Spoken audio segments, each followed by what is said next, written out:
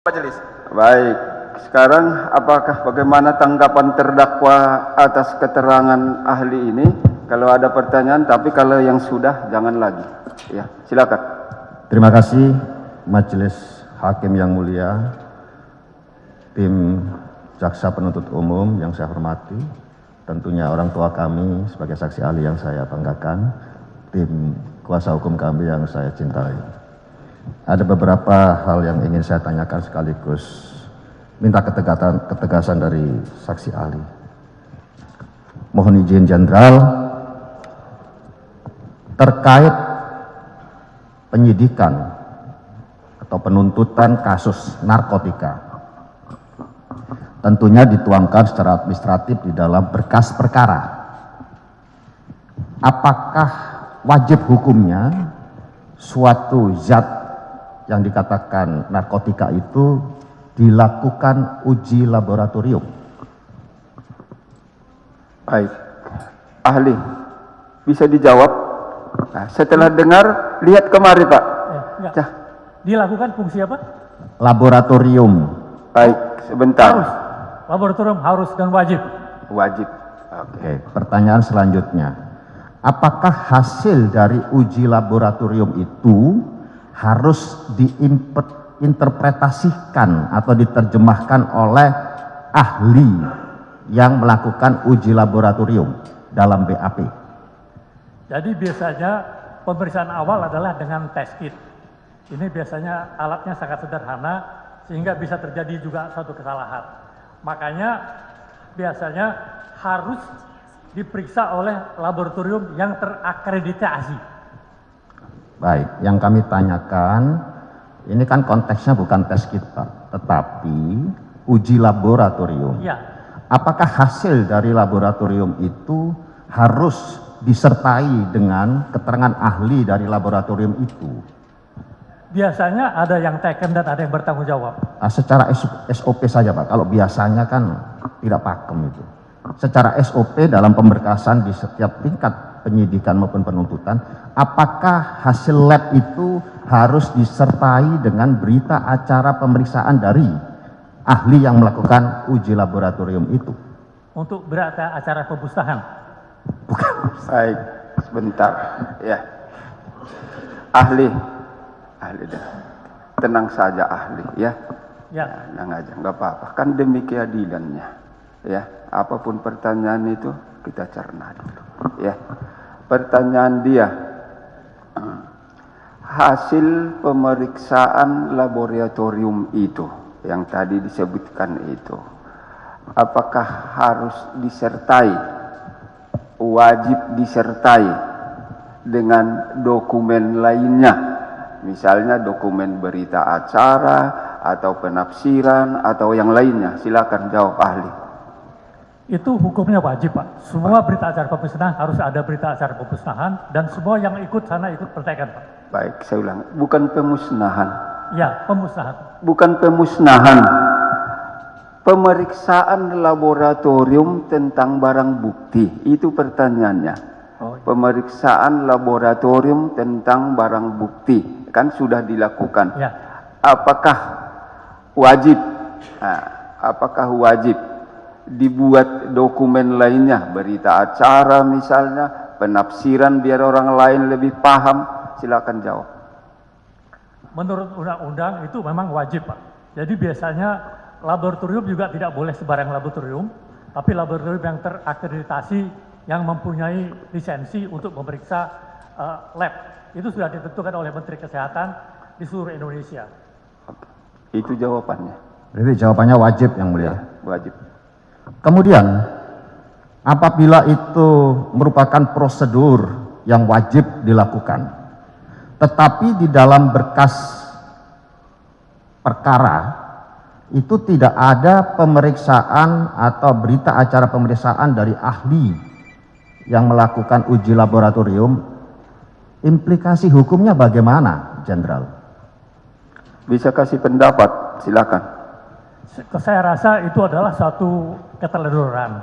Seharusnya semua pemeriksaan dari laboratorium biasanya dilakukan berita acara dan penanggung jawab lab itu jelas. Ya. Apa pangkatnya apa, ininya apa. Biasanya jelas, Pak. Wajib dan jelasnya itu biasa. Ya. Oke, itulah pengetahuan ahli. Keteledoran itu menimbulkan efek atau implikasi hukumnya apa, Jenderal? Kalau dia tidak membuat atau ya berarti ya melanggar ketentuan hukum yang ada, bahwa tidak melaksanakan sesuai dengan undang-undang yang berlaku. Sebab di manual kita itu jelas, semua pemusnahan harus ada berita pemusnahan, berita acara pemeriksaan laboratorium, semua ada. Oke. Ya, terhadap si orang yang teledor memang ada ketentuan lain. Tetapi yang saya tanyakan, implikasi hukum atas berkas perkara tadi itu apakah ada? Bisa jawab? Seharusnya ada. Jawabannya seharusnya Harusnya ada. ada. Nah, itu. Implikasinya tafsirkan sendiri. Ya, begitu ya. Seharusnya ada. Ada. Wajib ada. Wajib ada. Itulah jawaban dia. Nah, jangan kita paksa dia untuk menjawab yang tidak bisa dia. Silakan, yang lain. Itu roh yang kami ingin tanyakan, Yang Mulia. Jadi implikasinya terhadap berkas perkara itu apa? Bukan ada. Memang ada, tadi saudara saksi ahli menjelaskan, ada implikasi hukum terhadap berkas perkara itu. Nah sekarang saya tanyakan, implikasi terhadap berkas perkaranya itu apa saja? Bisa jawab? Tadi menurut ahli wajib ada Ya. dan harus ada. Nah, kan begitu kan? Ini pertanyaan dia. Kalau tidak ada, apa implikasinya? Kalau tidak ada, saya rasakan dari penyidik akan dikirim ke jaksa. Ahli, maaf, Ya. jangan disebut saya rasakan. Ya, ke Makanya penuntut umum. sebentar ahli ya. Jangan biasanya. Ya. Nah, jangan lazimnya. Nah, kan begitu kan. Saya udah sebut tadi, kalau bisa memberi pendapat, saya nggak bisa memberi pendapat. Kalau nggak bisa, saya juga nggak bisa memberi pendapat. Tergantung ahli. Kami nggak bisa paksa untuk itu. Ya, tidak ada dipaksa di sini bisa memberi jawaban yang tidak diketahuinya. Nah, Ya, pertanyaannya itu seperti itu. Silakan, Ya. bisa dijawab. Silakan. Wajib ada. Wajib ada. Itu aja Ya, jawabannya. berarti implikasi hukumnya tidak terjawab, Yang Mulia. Baik. Saya menginjak kepada pertanyaan yang kedua, Jenderal. Tetap dalam lingkup uji laboratorium. Tadi sudah dipertanyakan oleh tim kuasa hukum saya. Ini peristiwa katanya penukaran sabu dengan tawas di kota Bukit Tinggi. Kemudian sabu itu ditangkap di Jakarta. Tadi kan sudah ditanyakan, harus ada uji laboratorium pembanding antara Bukit Tinggi dengan Jakarta yang saksi ahli tadi katakan apa signature tadi, drug signature. Apabila itu tidak dilakukan di dalam proses penyidikan maupun penuntutan, baik berupa uji perbandingannya, juga termasuk berita acara perbandingan laboratorium itu tidak ada, bagaimana implikasi hukumnya terhadap berkas perkara itu? Jadi tadi saya sudah katakan wajib ada. Cuman ini kan kebetulan di kota Bukit Tinggi, Pak. Mungkin sarana-sarana laboratorium yang ada hanya Balai POM. Kecuali di Jakarta. Di Jakarta lab banyak. Kita bisa ada laboratorium Kementerian Mabes, ada laboratorium BNN, ada laboratorium pusat POM. Tapi kalau di Bukit Tinggi mungkin yang paling jago ya hanya lab Balai POM. Sebab dari polisi pun kita nggak punya. Begini, Jenderal, menurut saksi penyidik dari Polres Bukit Tinggi di dalam ruang sidang ini mengatakan bahwa penyidik dari Direktorat Reserse Narkotika Polda Metro Jaya sudah mengambil sampel barang bukti yang ada di pengadilan atau kejaksaan di Bukit Tinggi. Tetapi proses uji laboratoriumnya maupun keterangan ahli forensik dari laboratorium itu tidak dimasukkan di dalam berkas perkara. Begitu Pak ya. Implikasi hukumnya apa kalau ini tidak dilakukan? Saya rasa seyogianya sebaiknya dimasukkan, karena toh sudah diperiksa juga gitu, kecuali belum diperiksa gitu. Sebaiknya atau seharusnya Pak? Seharusnya. Jawabnya seharusnya. Terima kasih Yang Mulia. Sekarang kembali kepada pertanyaan saya. Kalau yang seharusnya tadi tidak dilakukan, bagaimana bisa menentukan bahwa sabu yang di Jakarta adalah sabu yang berasal dari kota Bukit Tinggi?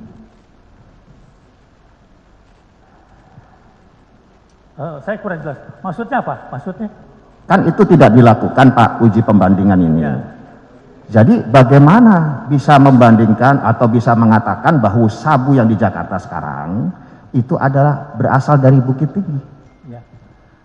Jadi kemampuan lab kita, memang lab kita punya kemampuan untuk drug segregation tadi, sehingga bisa mengetahui barang A atau barang B berasal dari barang yang sama atau tidak. Baik. Bentar. Jawaban dia tadi wajib. Dari jawaban dia itu sebenarnya udah bisa kita ambil tarik apa makna fakta yang ingin kita peroleh, ya. Baik, terima kasih Yang Mulia. Dia menjawab seperti terjebak dia nanti. Oke. Pertanyaan lain, silakan.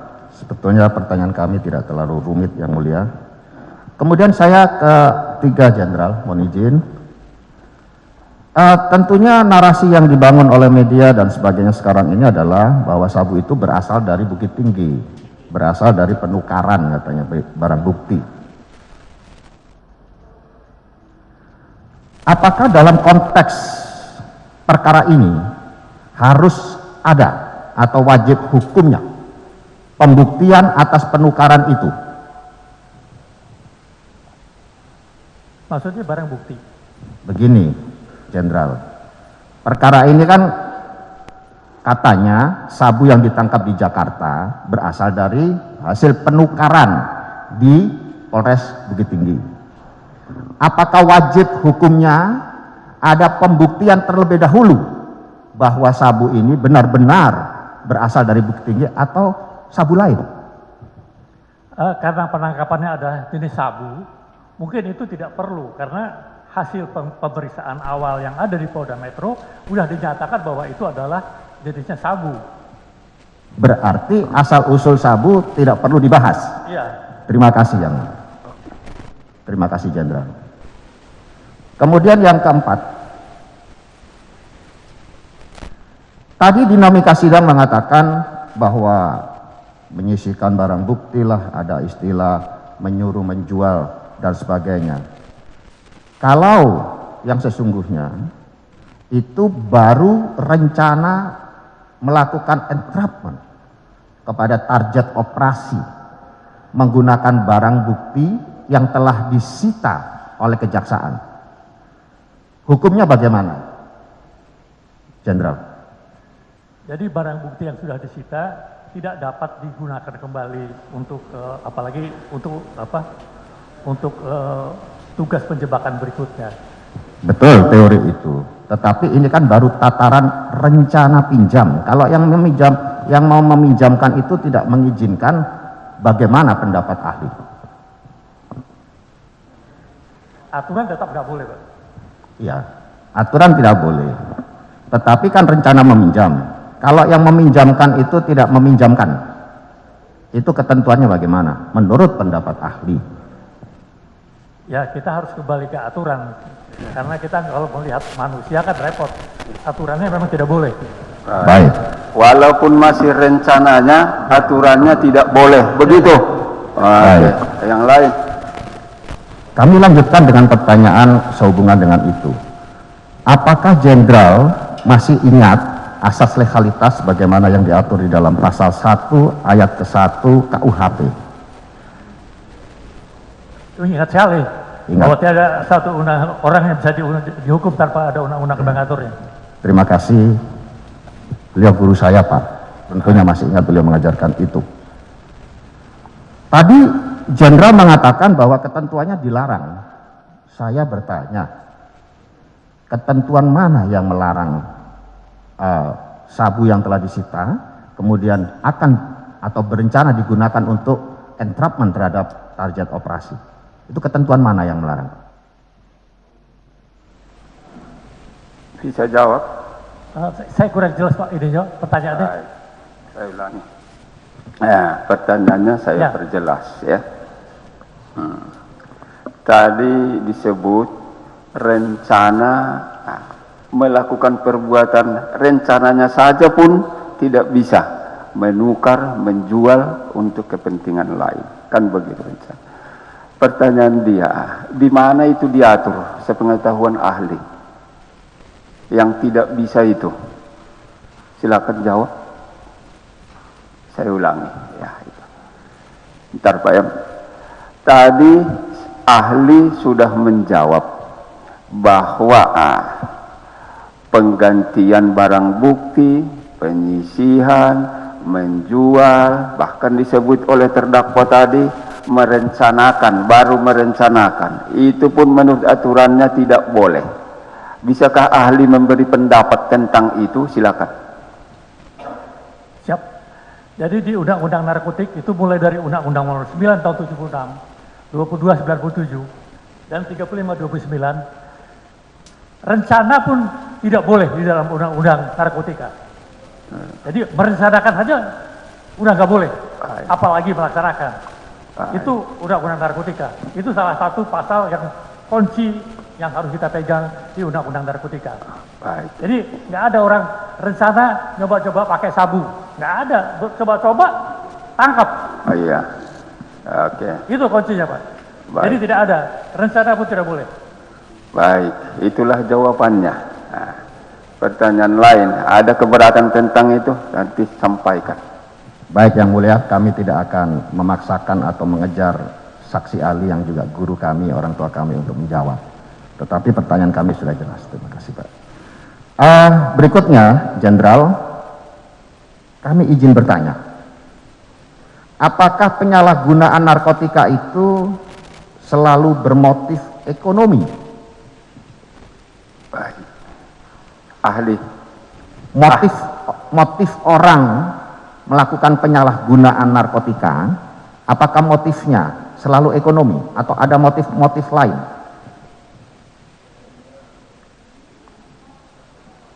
Ahli, sebentar. Ya, itu karena sudah tua ahli nih. Saya hitung-hitung di sini 76 tahun dia. Baik. Bisa sebentar. Bisa ahli terangkan motif melakukan tindak pidana narkotika tersebut? Apakah selalu hanya motif ekonomi atau ada motif-motif lain? Silakan. Jadi untuk narkotika ini memang yang paling utama adalah motif ekonomi Pak. Tapi ada motif-motif lain, misalnya balas dendam dan lain-lain yang seperti terjadi di kartel-kartel di luar negeri.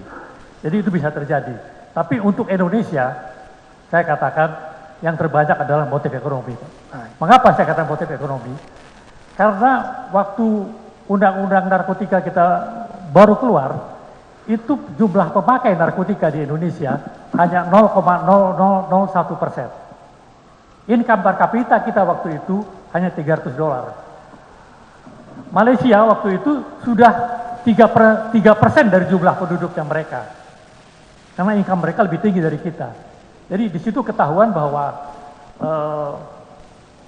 income per kapita berbanding lurus dengan pemakaian narkotika. Jadi kalau kancingnya ditanya, motifnya ekonomi lebih besar di Indonesia. Oke, itu jawabannya. Silakan yang lain. Apakah ada di Indonesia, jadi kita tidak bicara benua lain ini, Jenderal, apakah ada di Indonesia motif penyalahgunaan narkotika itu karena loyal atau takut kepada seseorang? Saya rasa ya selama saya bertugas lama di Kesatuan Narkotik dan terakhir saya adalah jadi kepala BNN, itu belum pernah ada ajas loyalitas kita pakai untuk membenarkan urusan narkotika. Terima kasih. Baik, itu jawabannya. Oke. Mohon izin yang terakhir, Jenderal. Ya. Ini juga sudah menjelang duhur. Kapan suatu tindak pidana narkotika itu dianggap ada?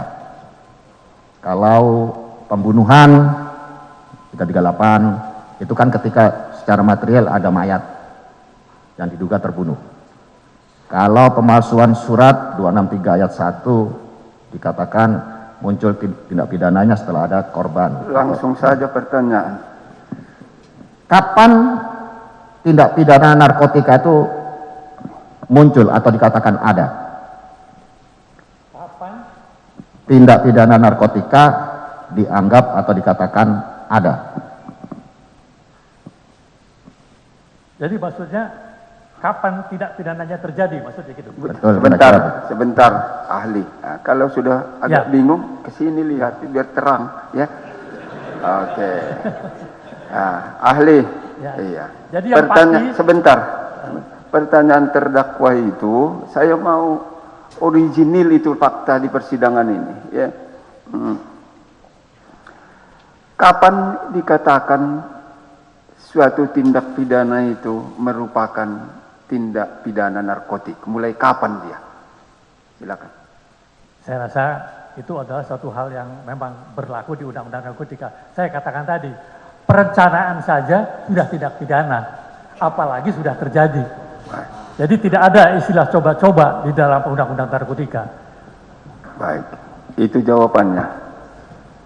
Ada pertanyaan yang terakhir lagi? Apakah suatu percakapan yang menyangkut narkotika, tetapi tidak ada objek narkotika yang dimaksud, baik wujud aslinya, fotonya, gambarnya, atau videonya, itu dapat dikategorikan sebagai tindak pidana narkotika? Saya tadi berikan contoh yang paling gampang tadi, Iya. bahwa Jenderal Noriega itu adalah seorang jenderal berbintang 4. Barang bukti tidak ada padanya. Barang bukti tidak ada padanya. Tapi jika ditangkap drug enforcement Amerika, ternyata drug enforcement sudah mempunyai data-data elektronik yang sangat cukup dan sangat panjang. Jadi belum tentu orang yang terkena narkotika itu harus ada barang bukti padanya, harus dites darah positif, itu nggak perlu. Jadi bandar besar clean, pasti tidak akan ada narkotika padanya. Baik. Oke ya, itulah pendapatnya. Simpulkan kelak. Silakan, ada pertanyaan lagi? Tidak ada, Yang Mulia. Kesimpulannya saya juga pusing, Yang Mulia. Baik, silakan.